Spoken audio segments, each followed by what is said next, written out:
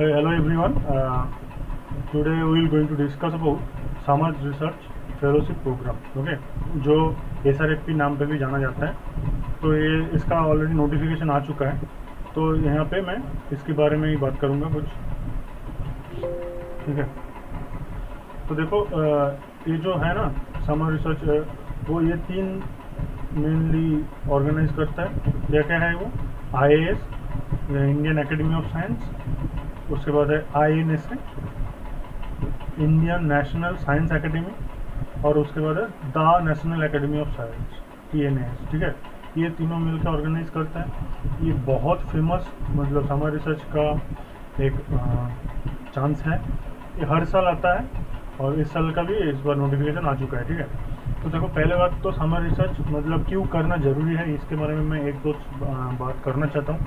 उसके बाद ही इसकी जो भी चीज़ें हैं, कैसे क्या करना है, वो सारी चीज़ मैं बोलूँगा। ठीक है, एक तो देखो समर रिसर्च कौन लोग करते हैं? जिनका फर्स्ट ऑप्शन है, मतलब जिन्होंने डिसाइड कर लिया कि मुझे PhD करना है। अब PhD चाहे कहीं से भी करना होगा। एक तो तुम्हारा इंडिया से हो सकता है, दूसरा तुम्हारा अब्रॉड से हो सकता है, मैं वो नहीं बोल रहा हूँ। लेकिन जिन लोगों का जॉब करने का मतलब मन है ज़्यादा, तो उन लोग ज़्यादातर समर रिसर्च प्रोग्राम जो होता है ना समर रिसर्च का, वो नहीं करते हैं। ठीक है, तो जो भी PhD की सोच रहा है, मेनली जो अब्रॉड जाने के लिए सोच रहे हैं, उन लोगों के लिए समर रिसर्च करना एक बहुत अच्छा एडवांटेजियस होता है। क्यों? क्योंकि ये जो तुम्हारा एक्सपीरियंस ये काम में आता है, तुम्हें रिसर्च के बारे में थोड़ा बहुत आइडिया होता है, तुम्हारा CV स्ट्रॉन्ग दिखता है। और ये जो SRFP जो है, ये IAS का जो प्रोग्राम है, that is also a very good fellowship. ठीक है, नॉर्मली जो समर रिसर्च IIT का, NIT का या कोई भी जगह से MSc करने वाले का नॉर्मली 2 मंथ्स मिलता है समर में। 2 मंथ्स मिलता है, 2 मंथ। ठीक है, 2 महीने मिलता है। अब 2 महीने के लिए तुम कहीं पे जा रहे हो, कोई भी IIT हो सकता है, IISc हो सकता है, जिसने तुम्हें लिया। तो 2 महीने के लिए जब जा रहे हो ना, तो मतलब तुम्हें अपने पैसों से ज़्यादातर स्पेंड करना पड़ता है, पैसा नहीं मिलता है। अब मतलब जिसके अंदर जा रहे हो वो गाइड के पास 2 महीने के लिए देने के लिए पैसा नॉर्मली नहीं होता है। तो नॉर्मली ज़्यादातर बंदे, मैं केमिस्ट्री के बारे में ही मेनली बातें कर रहा हूँ, तो केमिस्ट्री में ज़्यादातर प्रोफेसर्स क्या करते हैं, तुम्हें अपने मतलब खर्चों से रहना पड़ता है। और लोग फिर भी करते हैं, क्यों? क्योंकि वो जब भी मतलब बाहर जाना चाहे तो PhD में ये एक अच्छा पॉइंट है। IAS एक बहुत बढ़िया फेलोशिप भी है, मतलब it can add something to your CV। तो लोग करते हैं, नॉर्मली समझ करते हैं। लेकिन IAS करने का मतलब जो IAS का जो SRFP ये मिलने का मतलब क्या है? ये तो तुम्हें एक देखो वहाँ पे जहाँ पे तुम्हें मिलेगा, ये जहाँ पे करने के लिए मौका मिलेगा, वहाँ पे तुम्हें जो रूम रेंट होता है, रूम रेंट मतलब वो लोग खुद अरेंज करेगा, उनका खाना का भी अरेंज करेगा, मतलब और एक बेसिक पे देता है, मतलब जो जिसके अंदर सब कुछ होता है। तो you don't have to worry about all this thing. ठीक है, तो ये अच्छा है यहाँ पे कि एक तो ये बहुत बढ़िया स्कॉलर मतलब फेलोशिप है, दूसरे साथ साथ तुम्हें पैसा भी मिलता है। अदरवाइज तुम अगर अपने मतलब खुद से मेल करके जाओ तो पैसे नॉर्मली नहीं मिलते हैं और खुद की पैसे से करना पड़ता है। ठीक है, तो that's why this is a very very nice program and this is called summer research fellowship program. ठीक है, तो देखो ये अनाउंसमेंट आ चुका है और मैंने यहाँ पे ऑफिशियल वेबसाइट दे दिया। ये ऑफिशियल वेबसाइट का लिंक मैं डिस्क्रिप्शन बॉक्स में भी दे दूँगा कि यहाँ से आप देख सकते हो क्या क्या क्या है। पर यहाँ पे थोड़ा सा डिस्कस कर लेते हैं कि इन जनरल इसका क्या है।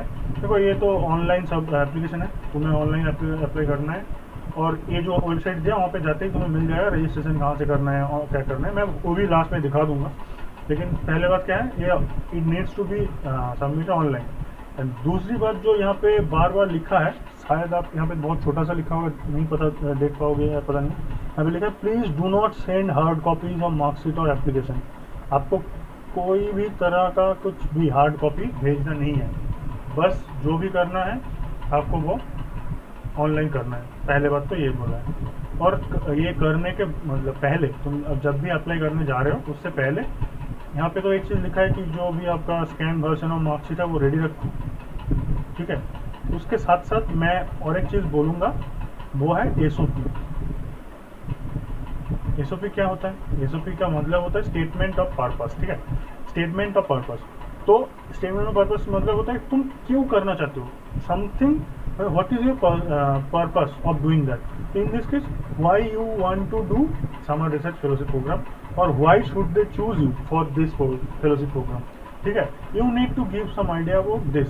तो यहाँ पे बेसिकली क्या होता है, the journey, how you have grown in, how the interest grown for chemistry as such research, or what the field you want to do and why you want to do in that field. तो ये बहुत specific चीज़ें होता है, ये बहुत important है. अगर एसओपी कैसे लिखना है, मतलब फॉर बेसिकली केमिस्ट्री, मतलब to get a general idea, you can comment down below. अगर मतलब 10-12 लोग ने मतलब बोला कि उन लोगों को एसओपी के बारे में जानना है, कैसे लिखना है, तो I will try to take one more lecture on that. ठीक है, जिसमें मैं बताऊंगा कि एसओपी कैसे लिखते हैं, क्या क्या पॉइंट आपको मतलब ध्यान में रखना चाहिए उस लिखने से पहले. ठीक है, तो ये अगर आप लोग कमेंट करोगे, मतलब अगर आपको ज़रूरत है, इसलिए मतलब कमेंट करने का मतलब ये है, अगर आपको ज़रूरत है तो फिर मैं ये बना दूंगा. ठीक है, सैम्पल कॉपी भी आपको भेज सकता हूँ कैसे लिखता है, ये टाइप का.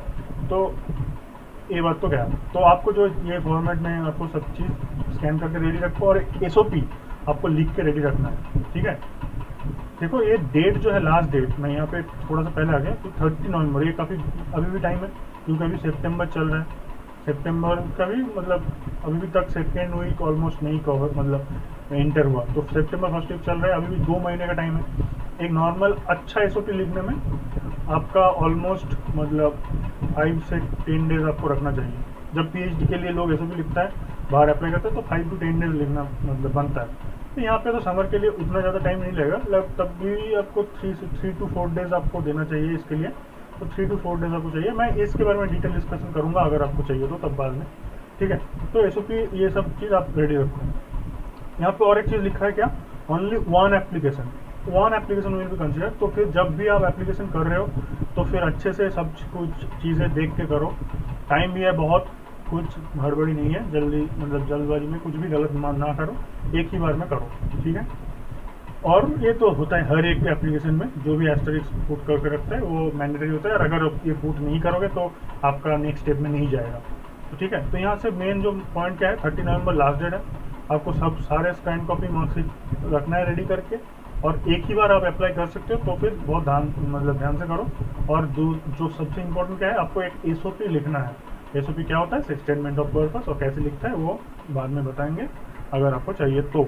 ठीक है, तो अब देख लेते हैं कि कौन से लोगों को मिल सकता है. देखो, स्टूडेंट्स और टीचर्स दोनों एलिजिबल है इसके लिए, ये फेलोशिप के लिए. ठीक है, देखो यहाँ पे क्या लिखा है, जो बीएससी में है या तो बीएस में है, इसको सेकेंड ईयर में होगा तब भी, अगर सेकेंड ईयर में हो तभी आप अप्लाई कर सकते हो. बाकी तो हम एमएससी केमिस्ट्री के लिए उतना कुछ नहीं है. आप फिर ये वाले पॉइंट देख लो, अगर एमएससी में आप फर्स्ट ईयर में हो तभी आप कर सकते हो. ठीक है, सेकेंड ईयर, बीएससी का सेकेंड ईयर, एमएससी का थर्ड ईयर, सॉरी एमएससी का फर्स्ट ईयर, अगर इन दो में से हो आप तभी आप अप्लाई करो. अगर बीएससी थर्ड ईयर में हो या तो एमएससी फाइनल ईयर में हो तब आपको करने का कोई मतलब नहीं है. ठीक है, और यहाँ पे इंटीग्रेटेड भी कई लोग करते हैं, तो इंटीग्रेटेड एमएससी अगर होगा तो सेकंड थर्ड फोर्थ ईयर्स, मतलब इंटीग्रेटेड की जो ये सारे ईयर्स, मतलब फाइनल ईयर्स को यहाँ पे नहीं रखा गया है. ठीक है, अब बाकी सारे आप देख सकते हो. यहाँ पे मैं ये जो स्लाइड भी मैं जो है ना वो डिस्क्रिप्शन बॉक्स में इसका लिंक दे दूंगा, आप वहाँ से डाउनलोड करके भी देख सकते हो. अब देखो, टीचर्स को भी मिल सकते हैं, but teachers must be teaching in A college और यूनिवर्सिटी. ठीक है, पर यहाँ पे मुझे प्रॉपर क्लैरिटी नहीं है कि उसको गवर्नमेंट जॉब में होना चाहिए, पार्ट टाइम टीचर्स भी एप्लीकेबल है. बट मुझे जैसे लगता है यहाँ पे ऐसे लिख दिया तो मतलब है जो परमानेंट है उसी को ही मिल सकता है, पार्ट टाइमर्स को नहीं, क्योंकि पार्ट टाइमर्स तब तक मतलब टीचर्स नहीं है अकॉर्डिंग टू गवर्नमेंट. ठीक है, तो देखो टीचर्स जो भी, मैं मेरे हिसाब से जो पार्ट टाइमर नहीं है, मतलब जो परमानेंट टीचर्स है कॉलेज या तो यूनिवर्सिटी में पढ़ाता है वो भी अप्लाई कर सकते हैं. यहाँ पे और क्या लिखा है, देखो जो भी अप्लाई कर रहे हो, जो भी आप लैंग्वेज को छोड़ के क्लास 10 से लेके आज तक आप जिस मतलब मैंने पी लिखा है प्रेजेंट, तो क्लास 10 से लेके प्रेजेंट तक आपका जितना भी है आप लैंग्वेज को छोड़ दो, फिर कैलकुलेट करके देख लेना आपका परसेंटेज जो है 65% या तो अबव है या नहीं, लैंग्वेज छोड़ के. ठीक है, ये इंपॉर्टेंट बात है. लैंग्वेज छोड़ के आप क्लास 10 से लेके पूरा पोस्ट ग्रेजुएशन तक आप जितना भी ईयर कंप्लीट कर लिया, अगर मान लो कि आप फर्स्ट ईयर के सेकंड सेमेस्टर में हो तो फर्स्ट और सेकंड सेमेस्टर दोनों देखना पड़ेगा। अगर बीएससी का मान लो कि सेकंड ईयर में हो, थर्ड सेमेस्टर में हो, फोर्थ सेमेस्टर में हो, कहीं पे भी हो, आपको जब अब तक क्लास 10 से लेकर अब तक जितना भी मार्कशीट है मतलब डिग्री का, सब में आपका मार्क्स 65% या तो उसकी अबव होना चाहिए, तभी आप एलिजिबल हो। ये स्टूडेंट के लिए है बस, टीचर्स के लिए मार्क्स वाला चीज़ अप्लाई नहीं होता है। यहाँ पे ज़्यादातर बात हम स्टूडेंट्स के लिए कर रहे हैं, तो फिर यही मैं मान लो कि 65% और या तो अबव उसका होना चाहिए लैंग्वेज छोड़ के।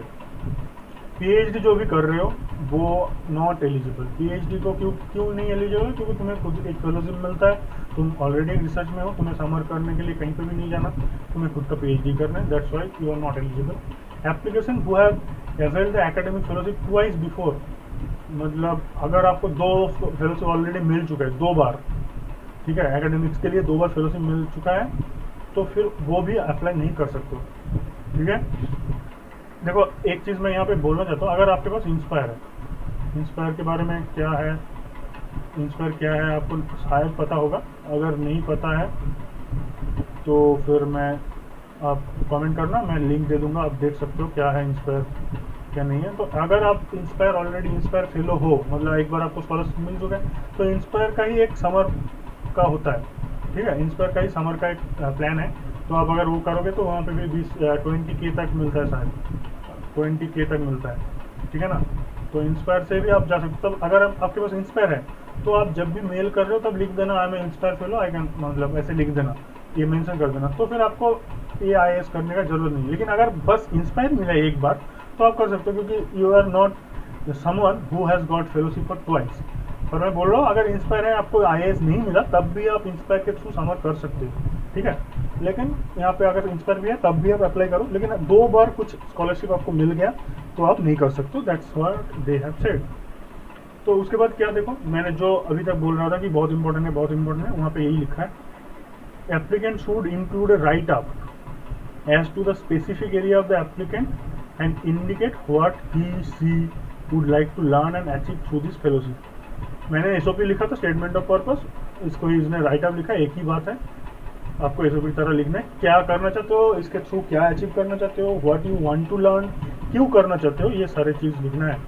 अगर आप यहाँ पे और भी स्पेसिफिकली लिखते हैं, अगर मान लो आप ऑर्गेनिक में काम करना चाहते हो और आपको जो करना है एसिमेट्रिक सिंथेसिस करना है, सपोज आपको एसिमेट्रिक सिंथेसिस करना है, ठीक है, एसिमेट्रिक, तो आपको एकदम एसिमेट्रिक सिंथेसिस के कुछ डिटेल भी आप लिख सकते हो, ऐसे ही लिखा है, it can also include the specific experiment of theory.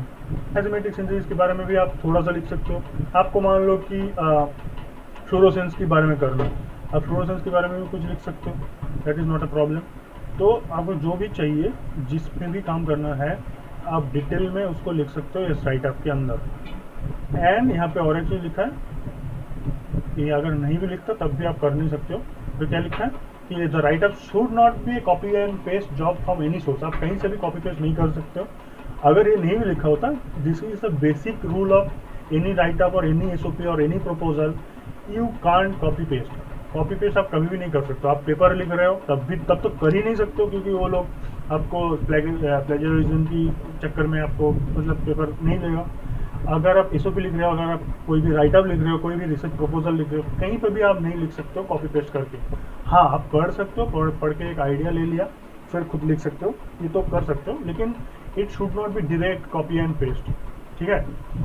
तो आप खुद लिख सकते हो, ये लिखना बहुत कोई बड़ी बात भी नहीं है, आप कर सकते हो, मुझे पता है। तो फिर it is not that you should like think this कि you can not copy paste, तो दैट्स वाई यू हैव मतलब you have enough time, you should start writing it, ठीक है। ये टाइम लेता है 3-4 दिन 5 दिन, आप अगर टाइम लेके लिखोगे तो ये बहुत अच्छा SOP आपको बन जाएगा और आप कर सकते हो, ठीक है। और ये यहाँ पे जो लिखा है ये तो कोई नहीं करते नॉर्मली एप्लीकेशन में, ये सारे चीज़ें मत डालने का कोशिश करो, ये करोगे भी नहीं, ठीक है। देखो यहाँ पे जो मार्कशीट के बारे में था वो फिर से यहाँ पे लिख दिया, और ये भी दे दिया 700 KB से छोटा होना चाहिए और JPG फॉर्मेट में ही रहना चाहिए, और कोई भी फॉर्मेट नहीं मतलब नहीं करना चाहिए, ठीक है।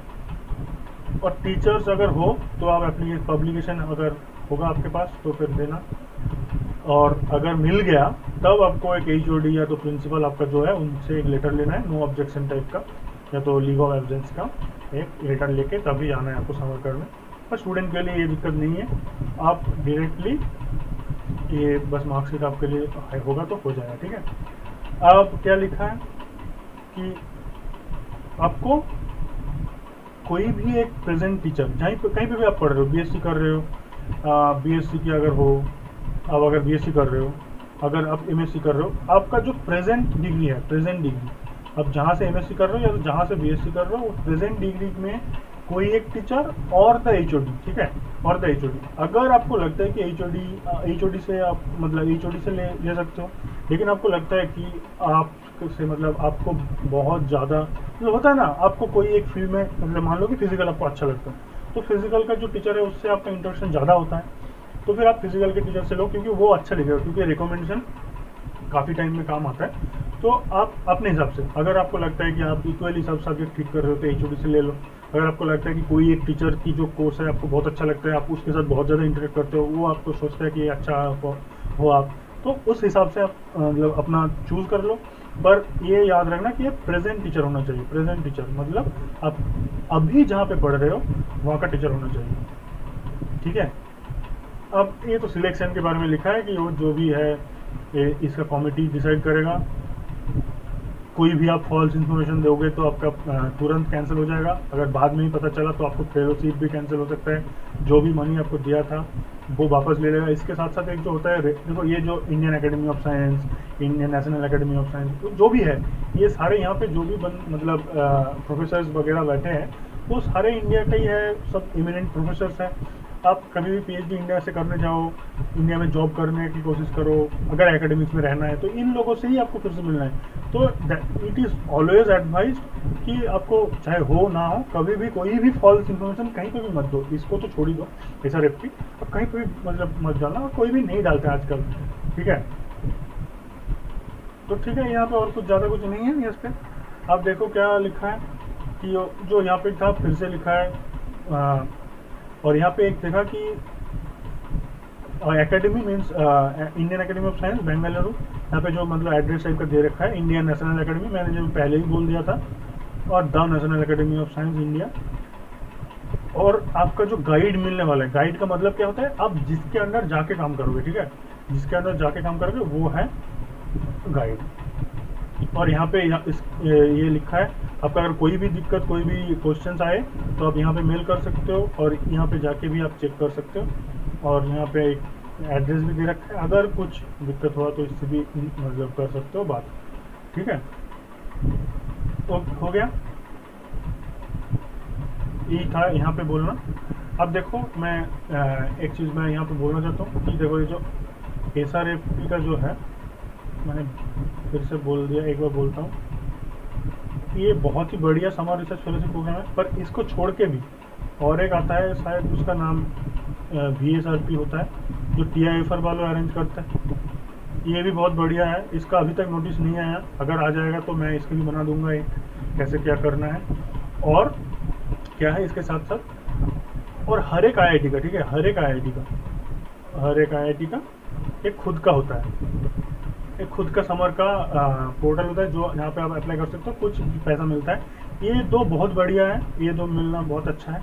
ये भी मिलता है, ये भी सही है, हर सारे IIT का, जैसे कि कानपुर का मैं भूल गया नाम, कानपुर का है, गुवाहाटी का है पक्का, जैसे तो आपका दिल्ली का भी है होगा शायद, कानपुर, गुवाहाटी, बॉम्बे, इन सब का खुद का एक समर का प्रोग्राम होता है, जहाँ पे कुछ हेल्प करते हैं, वो 10,000 महीने में ऐसे कुछ देता है। तो ये सारे चीज़ भी आपको थोड़ा सा टाइम पे पता करना चाहिए, लेकिन अभी के लिए तो SRFP की करो। अब देखो थोड़ा सा मैं दिखा देता हूँ कि कैसे मतलब करते हैं फॉर्म फिलअप, ये तो ऑफिशियल वेबसाइट में क्या करना है, ऑफिशियल वेबसाइट में क्या करना है। देखो यहाँ पे मैंने ऑन करके रखा है जो समर रिसर्च फेलोशिप प्रोग्राम, यहाँ पे जो सारी चीज़ें बोला सब है। यहाँ पे वो क्लिक हियर टू रजिस्टर है, इसको क्लिक करना है एट फर्स्ट, ठीक है ना। यहाँ पे देखो आपका कैटेगरी एप्लीकेशन, मैं स्टूडेंट नाम पे किया और मेरा मैंने कर दिया केमिस्ट्री, नेक्स्ट कर दो। आप यहाँ पे बोला सब एरिया कहाँ पे करना है, मैंने मान लो कि फिजिकल कर दिया। अब अपने हिसाब से कर लेना, स्टूडेंट के बाद केमिस्ट्री होगा, केमिस्ट्री कोई भी सब्जेक्ट जो सब्जेक्ट है उसी में कर सकते हो। यहाँ पे देखो सब, यहाँ पे एक चीज़ दिखाई, देखो यहाँ पे एक चीज़ यहाँ देख लेना, answer to columns indirect by an asterisks are mandatory to be filled, that is okay. Click here to view the inter, मतलब कौन आप, अगर आपको ये मिल गया तो आप कौन सी गाइड आपको मिल सकता है, मतलब जो गाइड ने आपको मिल सकता है उसका लिस्ट दे रखा है यहाँ पे कि कौन सी गाइड इस SRFP की अंडर है, ठीक है, वो देख लेना एक बार। अब देखो यहाँ पे जो भी है, फर्स्ट नेम आप कर दो, लास्ट नेम कर दो, जेंडर वगैरह वगैरह सब कुछ कर दिया। यहाँ पे सब एक अच्छे से करना, मार्क्स की ये सारे चीज़, इंस्टीट्यूट की नाम, फिर यहाँ पे जो भी है मार्क्स का, मतलब सेमेस्टर वाइज आपको मार्क्स देने के लिए बोला है। पोस्ट ग्रेजुएशन अगर आप यूनिवर्सिटी का हो तो उसका भी देना बोला है, ठीक है। इंटीग्रेटेड पीजी हो, कहीं पे भी हो, आपको जो फील्ड में हो, आप अगर MSc में हो तो 2 भरना पड़ेगा, अगर इंटीग्रेटेड में हो तो यही भरना पड़ेगा, ठीक है।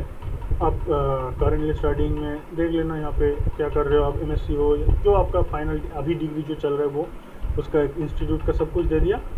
अगर आप इससे पहले कोई भी प्रोजेक्ट कर चुके हो, मतलब आपका कॉलेज में हो किसी सर के अंदर 1 महीने का, 3 वीक्स का, उसकी डिटेल्स तो प्रोफेसर के नाम देन साथ, मतलब प्रोफेसर के नाम ईमेल के साथ, अगर जिसके अंदर करे हो उसका नाम और ईमेल बिल्कुल देना, उसका डिजिग्नेशन देना, मतलब कौन सी यूनिवर्सिटी या तो कॉलेज का नाम भी देना, और किसके बारे में काम किया पहले लिखना, वो आपका टाइटल ऑफ द प्रोजेक्ट किसके बारे में काम किया है हो। उसके बाद उसके थोड़ा सा 1 और 2 लाइन में लिख देना कि क्या था वो काम। उसके बाद under the supervision of the professor का नाम दे देना, फिर उसका जो कॉलेज का नाम है वो, ठीक है। अब कहीं आप पहले कभी भी कर चुके हो, आपको अगर शायद ज़्यादातर तो नो होगा तो नो कर देना, अगर किसी ने किया हो पहले तो यस कर देना। उसके बाद सिलेक्टेड हुए या नहीं कर देना। तो कोई भी फेलोशिप आपको मिल रहा है, अगर मिल रहा है, अगर इंस्पायर है तो आपको इंस्पायर की वो वाले नाम लिखना है, अगर नहीं है तो नहीं लिखना है। गलत इन्फॉर्मेशन मत देना, वही बोला। एक्स्ट्रा करिकुलर एक्टिविटीज़ में आप लिख सकते हो अपना हॉबीज़ के बारे में, लाइक आपने कभी गाना सीखे हो, आपने पेंटिंग कर सकते हो आप, आपने डिबेट किए हो, आपने क्विजिंग किए हो, जो भी है, मतलब आपके पास कुछ ना कुछ तो प्रूफ तो रहेगा। यहाँ पे प्रूफ दिखाने का ज़रूरत नहीं है, पर आप लिख देना वो। पर यहाँ पे भी गलत लिखने का कोई मतलब नहीं बनता, क्योंकि ये जो कॉलम है इससे कुछ ज़्यादा फर्क पड़ने वाला भी नहीं है वैसे। एनी अदर इन्फॉर्मेशन, मतलब यहाँ पे कुछ भी लिख सकते हो आप, कुछ भी का मतलब एकेडमिक रिलेटेड भी लिख सकते हो कि this things apart from chemistry, मुझे फिजिक्स की इस बारे में इंटरेस्ट है, ये सारी चीज़ भी लिख सकते हो आप, ठीक है। ये आपके ऊपर है, आप अपने हिसाब से एक दे देना। आपका कॉलेज का जो भी मतलब वैकेशन का जो टाइम है उसके हिसाब से अकॉर्डिंग टू योर कन्वीनियंस यहाँ पे मंथ चूज कर लेना कि मैंने शायद जून कर दिया और 2 महीने जून जुलाई, अगर जून से अगस्त कर दिया, या तो मैं 3 महीने का, अपने कॉलेज के हिसाब से जब जैसे छुट्टी है वैसे हिसाब से, ठीक है। तो आप क्या है एकेडमिक इंस्टीट्यूशन में काम करना चाहते हो, इंडस्ट्रियल लैबोरेटरी में काम करना, आपके हिसाब से कर देना। जैसे मैंने मान लो कि मेरा एकेडमिक में काम करना है, अगर आपको इंडस्ट्रियल में करना है तो इंडस्ट्रियल में कर देना, ठीक है। 2 एक साथ नहीं कर सकते, लेकिन आपको चूज एक करना है। उसके बाद जो राइटअप आपने लिखा यहाँ पे वो कॉपी पेस्ट करना है। कॉपी पेस्ट मतलब आप खुद का जो वर्ड में लिखे उसी को कॉपी पेस्ट, मतलब किसी और से नहीं, ये अच्छे से लिख देना, ठीक है। यहाँ पे फिर से लिख दिया एरिया ऑफ इंटरेस्ट, अचीव क्या मतलब अचीव करना चाहते हो, ये सारी चीज़, और उसके बाद ये फाइनल सबमिट। एक बार सबमिट करने के बाद कोई भी चीज़ आप चेंज कर नहीं सकते हो। तो दैट्स ऑल फॉर टुडे, ये मेरा मुझे बोलना था, ठीक है। तो अब अच्छे से ये एक बार देख लेना, मैं लिंक दे दूंगा डिस्क्रिप्शन में। इस जो स्लाइड भी है इसको भी मैं वहाँ पे अपलोड कर दूंगा। और अगर आपको मैं बार बार बोल रहा हूँ SOP के बारे में जानना है, SOP कैसे लिखता है, क्या क्या steps you need to remember, how you have to prepare for that, मैं देखो आपको लिख के तो नहीं दूंगा, किसी को भी नहीं लिख के दूंगा, क्योंकि फिर भी वो एक कॉपी पेस्ट ही हो जाएगा। पर मैं आपको बता सकता हूँ कि क्या क्या पॉइंट है आपको रिमेंबर करना है पहले, ये सारी चीज़ डिस्कस करेंगे अगर आपको चाहिए तो। फिर अगर आपको SOP के बारे में जानना है तो प्लीज़ कमेंट डाउन बिलो। और अगर ये वीडियो आपको अच्छा लगे तो please like it, and if you are new to the channel please subscribe it, and please share this video as much as you can, because जितने लोगों तक ये पहुंचेगा तब उतने लोग समर फेलोशिप पा सकते हैं, और ये एक अच्छा अपॉर्चुनिटी है, उसके साथ पैसा भी मिलता है। तो please share it, okay. So thank you everyone, bye bye, see you.